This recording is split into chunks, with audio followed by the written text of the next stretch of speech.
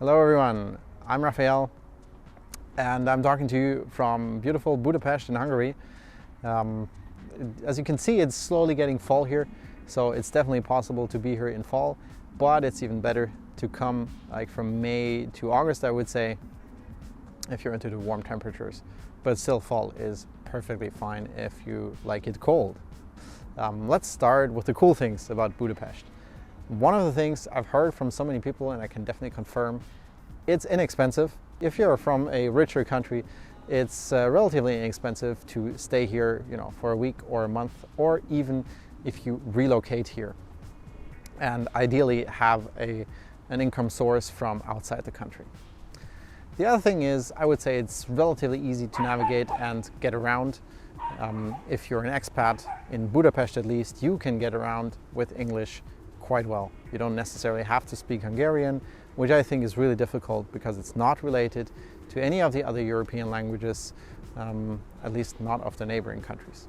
And the third good reason for staying a while in Budapest is that actually people welcome you, I think. At least the people I met here, if you go to co-working spaces or go to all sorts of guided tours, etc., where you sometimes meet people also from outside as well as Hungarians. People are actually welcoming and helpful here, so it's not like you're having difficulties to find new friends.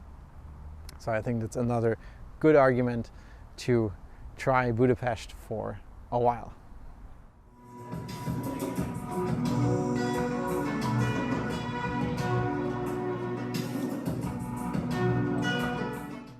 Let's also talk a bit about the downsides of Budapest. One thing is, of course, it's not as pretty and clean and organized as some other cities in the world are. That highly depends on where you're coming from. If you're coming from a city like Zurich, for example, or Munich, then you might confirm that. If you're from a more chaotic city like Berlin, for example, sorry Berliners, then you might actually find like, yeah, this is cool, this is like home. So that's one factor you should at least keep in mind. And another factor is, of course, that I think it's sometimes hard to find the really super big, amazing stories here, especially if you're in the startup world. You will just find that, of course, the biggest and most hip tech companies, they're not around here. But I think that's not necessarily such a bad thing. If you're a developer, for example, you can still, for example, have clients here in Hungary or hang out with other people here, even if your clients are in a completely different country. So from my side, that's not such a big downside.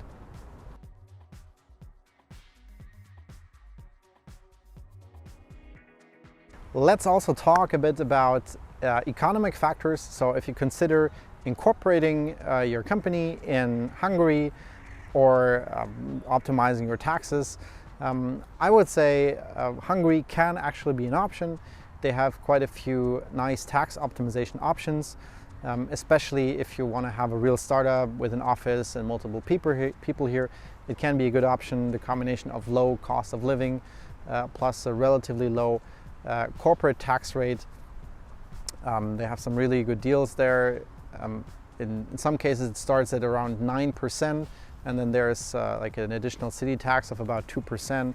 So you end up around 11% off corporate taxation, which I think is really good. It's about on the same level as the best cities in Switzerland, or if you compare it to Ireland and Cyprus, they're kind of on the same level.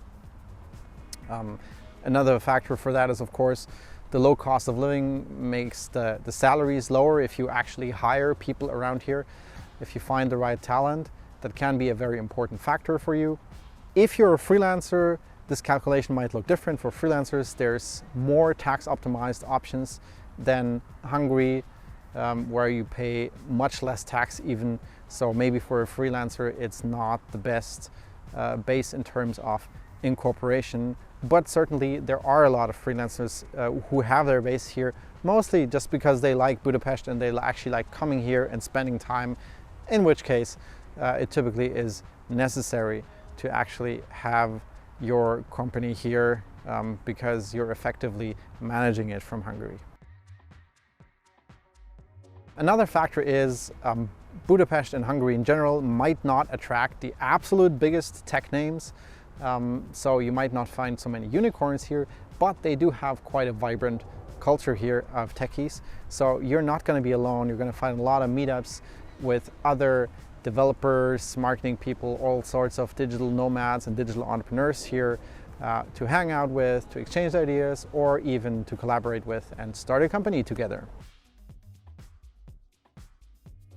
So I think that actually makes Budapest a pretty good place for digital nomads and entrepreneurs, both for spending a month here or even relocating here permanently, or just trying it out for a year or two and then making your own mind about it.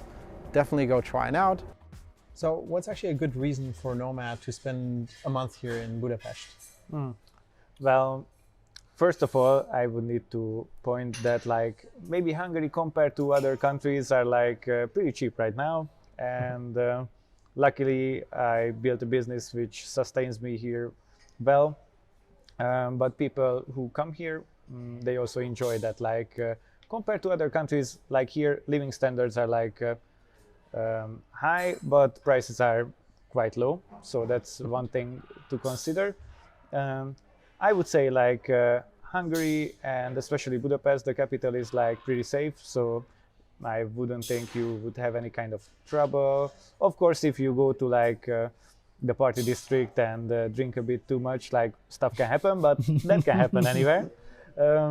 I see. And also the living costs are I would say pretty fair. So you can rent a room for I don't know, max 1,000 euros for a month, I would say, and that's a pretty huge place with a good view usually.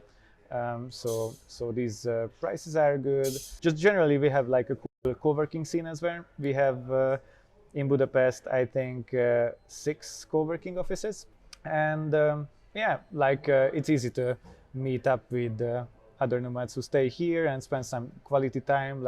Really, we have these buses, and we sometimes go to for example, Dutch bus, and it has a cool rooftop swimming pool area, and we just spend some time there and talk about everything, life. And also we have some fun events to take part in, and hiking and nature is nice also in Hungary.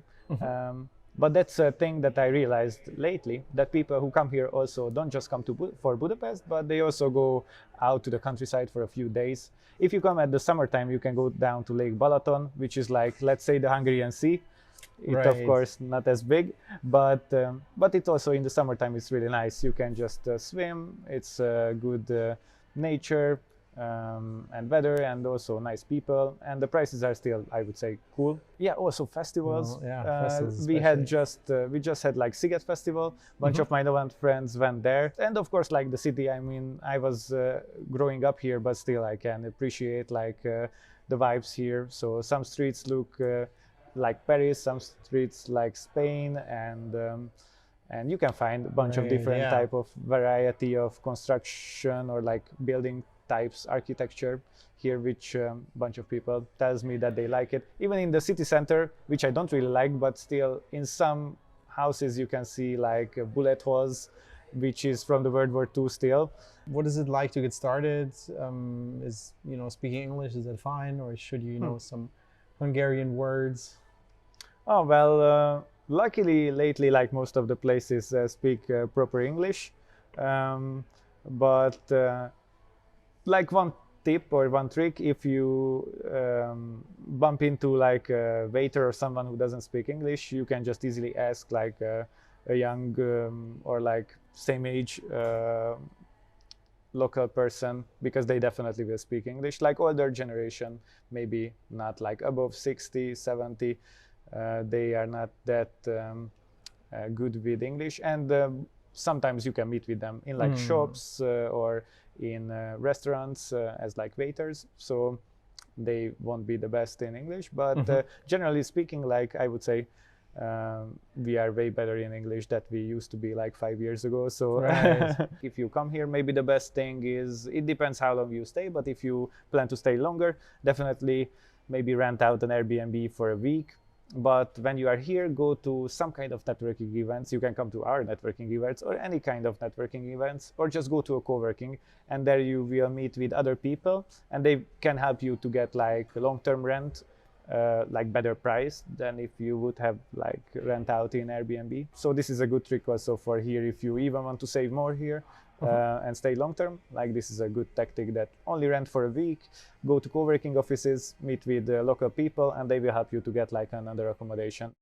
If you have any questions, feel free to ask me or write your comments and ideas and questions in the comment section, and I'll be happy to answer them or maybe even make a follow-up video on it.